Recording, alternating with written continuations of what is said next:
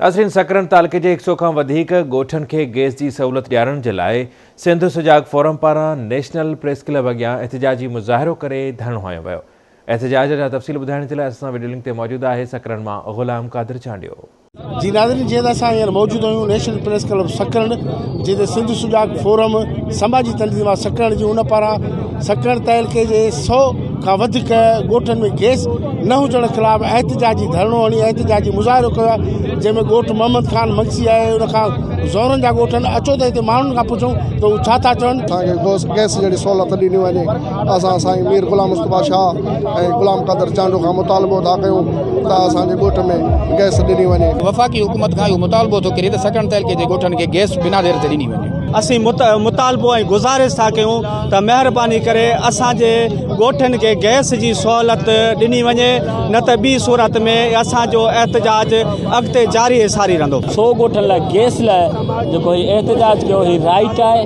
हे gas मां जॾहिं 2-3 फाइलूं खणी वियो हुउसि त उन में इन्हनि चयो त हीउ गैस MPS ऐं MNA जी कोटा मां थींदो।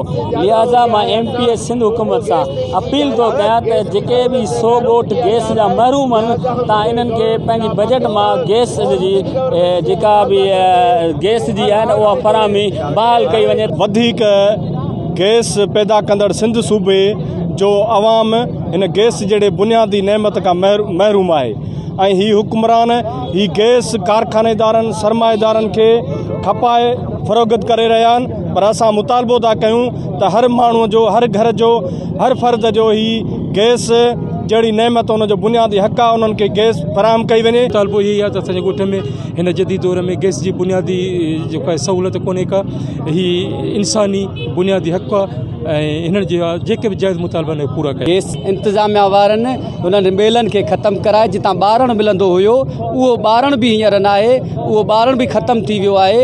ऐं असांजे ग़रीब मिसकीन माण्हू, ॻोठ जा माण्हू जेके परेशान आहिनि, ख़ुदा जे वास्ते असांजे एहतिजाज खे क़बूल कंदे इन ॻोठ वारनि खे गैस ॾिनी वञे। जीअं तालुके सकरण जे आस पास में जेके पसगरदाई में जेके उहे इलाइक़ा जिन ते अॼु ॾींहुं ताईं जेको आहे गैस न पहुची सघियो आहे, बराए महिरबानी उन्हनि तमामु ॻोठनि खे गैस जी सहूलियत सां मुयसरु की।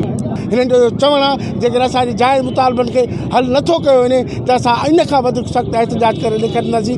कैमरामैन मोर चांडो सां गॾु ग़ुलाम क़ादिर चांडियो, आवाज़ TV न्यूज़ सकरन।